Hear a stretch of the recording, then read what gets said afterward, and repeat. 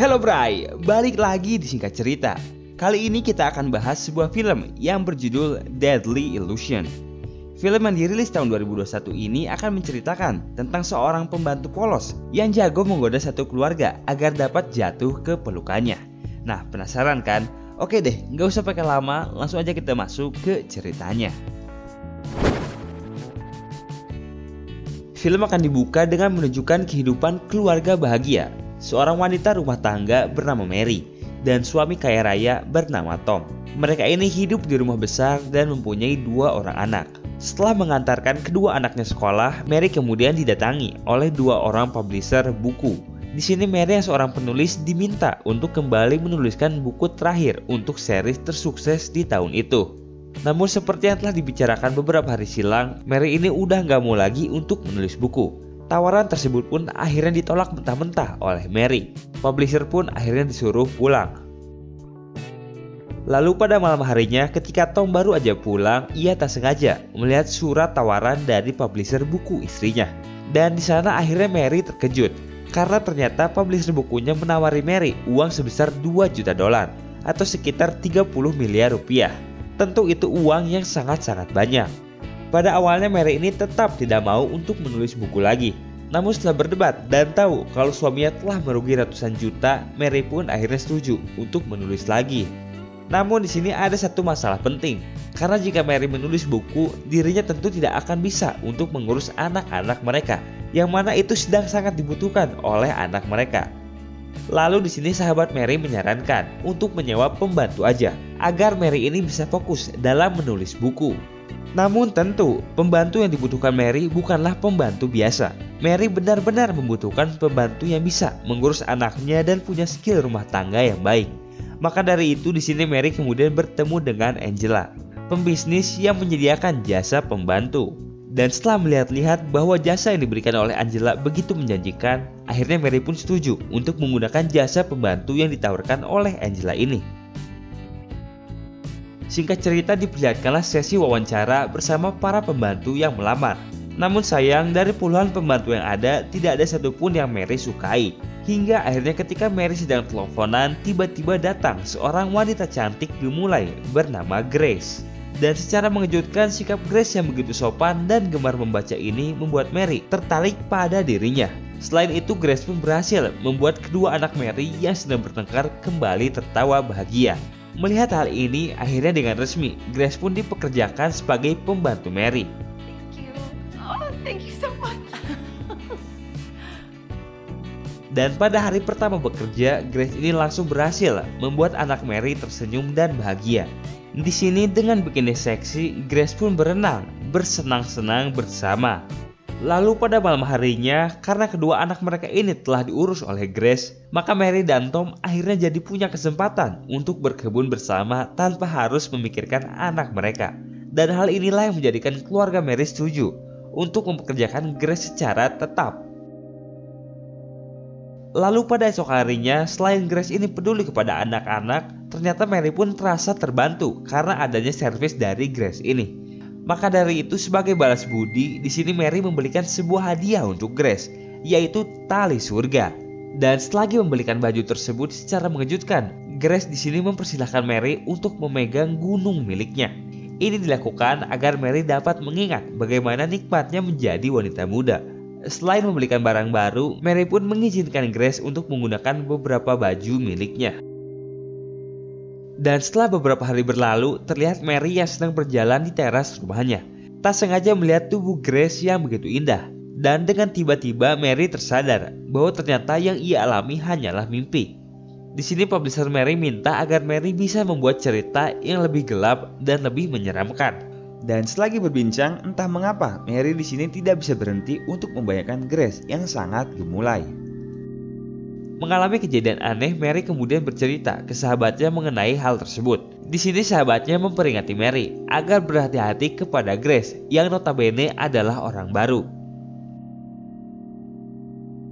Lalu pada malam hari terlihat Mary bersama Tom yang sedang bersiap untuk menghadiri sebuah pesta. Beruntung sekarang mereka punya Grace yang selalu bisa diandalkan dalam mengurus anak mereka.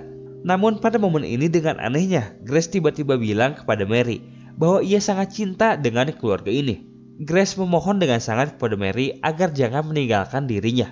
Ini nanti jadi sebuah clue tersendiri ya. Dan pada pagi harinya terlihat Mary yang sedang menulis di pinggir kolam. Di sini Mary minta Grace untuk menggunakan krim ke punggungnya. Dengan pijitan lembut terlihat Mary yang sangat menikmati momen tersebut. Setelah selesai memijat, Mary kemudian langsung nyebur ke kolam dan minta Grace untuk ikut berenang bersamanya. Di sini mereka kemudian bersenang tertawa bersama. Lalu setelah selesai berenang, terlihat mereka yang berada di ruangan tengah. Di sini dengan anehnya, Grace memohon kepada Mary untuk jangan meninggalkan dirinya. Grace yang menangis bersedih kemudian ditenangkan oleh Mary. Namun anehnya ketika Mary lenyap tertidur, ia keanehan melihat Grace yang sedang melakukan hal tidak wajar kepada dirinya. Dan ketika benar-benar bangun, ternyata itu semua hanyalah mimpi. Pada momen ini sebenarnya Mary mulai keheranan sendiri, mengapa ia bisa terus memimpikan tentang Grace di dalam tidurnya. Lalu di malam harinya Mary akhirnya bilang kepada Grace agar mereka tidak perlu lagi berhubungan terlalu dekat. Namun anehnya di sini Grace seperti tidak mengerti apa yang sedang dibicarakan oleh Mary. Dan melihat sikap Grace yang seperti itu, Mary merasa lega karena ini artinya semua keanehan selama ini hanyalah mimpi. Di pagi harinya terlihat Mary yang sedang mandi menikmati segarnya berendam. Di situ datang Grace yang telah mempersiapkan segalanya. Dengan manjanya Grace kemudian memberikan seluruh servisnya kepada Mary ini. Terlihat Mary yang begitu menikmati segernya servis dari Grace. Namun tiba-tiba Mary terbangun dan kembali sadar bahwa itu semua hanyalah mimpi. Pada momen ini terlihat Mary yang mulai kebingungan sendiri. Dirinya mulai tidak bisa membedakan antara mimpi dan juga kenyataan. Dan karena terus mendapat gangguan aneh, Mary akhirnya memutuskan untuk fokus saja menulis kelanjutan bukunya. Nah, selagi Mary ini sibuk, terlihat Grace di luar yang diajak main bareng oleh Tom. Namun saat berangkat, Elaine, sahabat Mary, tak sengaja melihat mereka berdua yang sedang bermesraan. Hingga akhirnya tibalah Grace bersama Tom di sebuah restoran. Di sana mereka berbincang membicarakan masa lalu Grace. Dan di sini terlihat Tom yang sedikit heran karena sikap Grace ini begitu terbuka dan tidak malu-malu seperti ketika ia di rumah. Bahkan Grace sedikit menggoda Tom dengan baju terbukanya. Dan saat jalan pulang pun Tom ini begitu keheranan karena Grace asik joget-joget sendiri di dalam mobil.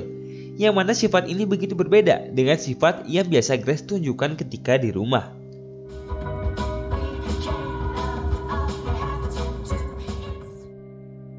Lalu singkat cerita 3 minggu berlalu. Di sini terlihat Grace dan Mary yang sedang bersepeda di pinggir sungai.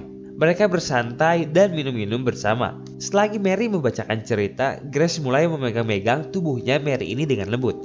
Dan momen ini menjadi bukti bahwa lagi-lagi Mary ini kembali jatuh ke pelukannya Grace. Lalu ketika mereka hendak pulang, Mary terkejut karena ban sepedanya yang tiba-tiba bocor.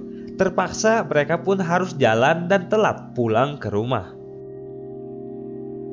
Setibanya di rumah, terlihat Tom dan Elaine sedang berbincang bersama. Dan di sini Elaine menarik Mary lalu bilang kepadanya untuk hati-hati kepada Grace. Karena pada tempoh hari ia tak sengaja melihat Grace mulai bermain nakal bersama suaminya. Namun dengan segala jasa dan kebaikan yang diberikan oleh Grace, Mary ini tidak percaya sama sekali atas ucapan sahabatnya. Dan saat berbaring tidur, Mary tiba-tiba terbangun. Dirinya terganggu dengan suara bising di ruangan tengah. Ia pun lantas mengecek ada apa di sana. Dan ternyata Mary benar-benar terkejut karena melihat Tom bersama Grace yang sedang bercocok tanam bersama. Saking terkejutnya ia pun kemudian jatuh pingsan.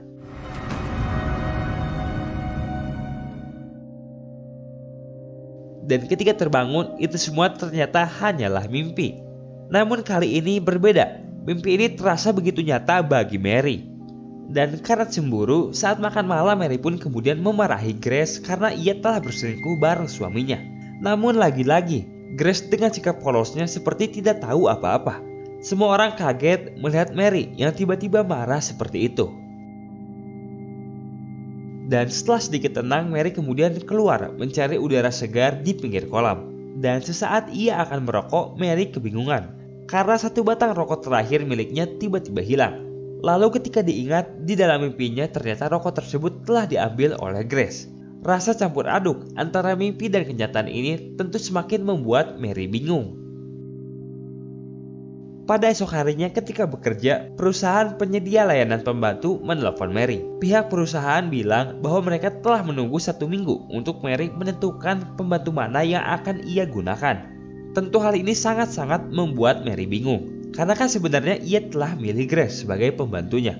Namun ketika dicek, ternyata nama Grace tidak ada di daftar perusahaan tersebut. Was thinking of changing the master bedroom sheets? Dan karena merasa semua hal sudah semakin janggal, maka Mary kemudian berniat untuk datang ke rumah sahabatnya dan menceritakan semua keanehan ini. Namun ketika baru aja tiba di sana, betapa terkejutnya Mary ini, karena ternyata sahabatnya ini telah mati bersimpuh darah. Dan atas kejadian tersebut, Mary kemudian dipanggil ke kantor polisi untuk dimintai keterangan.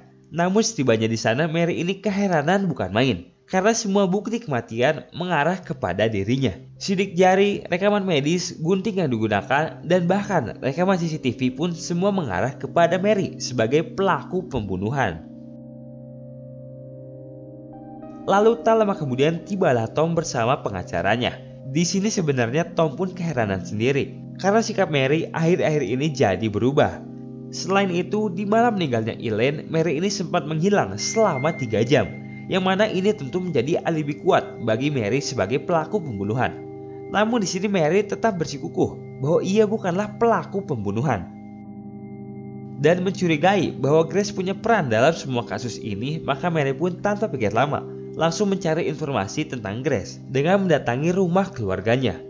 Di sana Mary kemudian mendapat kabar bahwa selama ini Grace hanya hidup bersama bibinya aja. Dan sedari kecil Grace ini adalah gadis yang sering dibully dan tidak pernah diberi makan oleh kedua orang tuanya.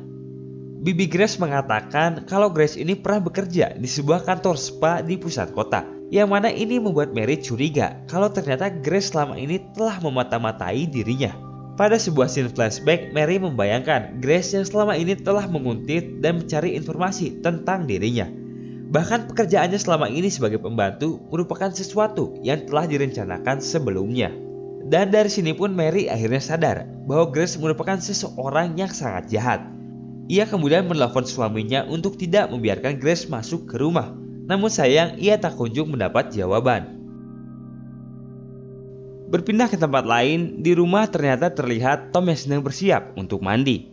Lalu selagi Tom mandi, dari ruangan tengah tiba-tiba datang seseorang membawa sebuah pisau mendekati Tom. Dan ketika Tom berbalik, betapa terkejutnya ia ini, karena ternyata itu adalah Grace. Dengan tampilan seksi mengerikan yang benar-benar berbeda, Grace mengancam Tom agar mau menuruti kemauannya dan bercocok tanam bersama. Tentu Tom tak mengerti apa maksud dari Grace ini. Namun dengan tahu psikopatnya, Grace ini tiba-tiba langsung menyayat perut Tom tanpa ampun.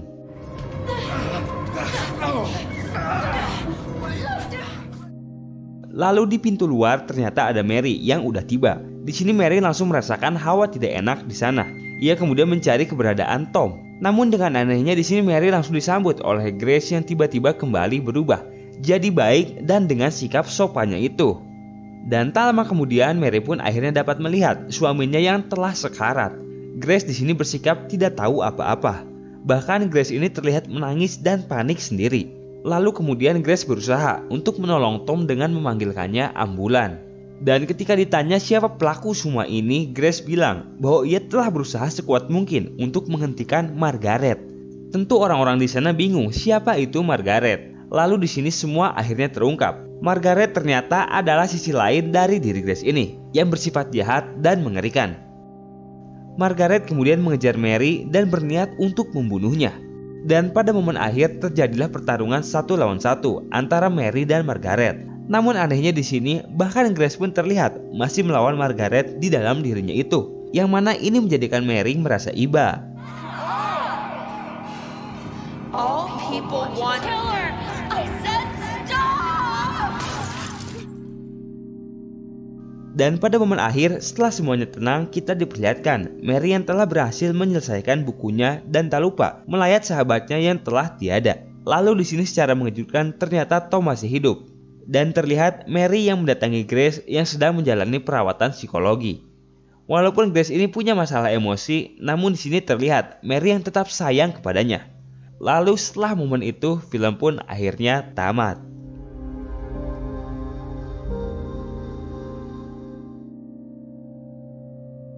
Nah, gimana nih Bray ceritanya?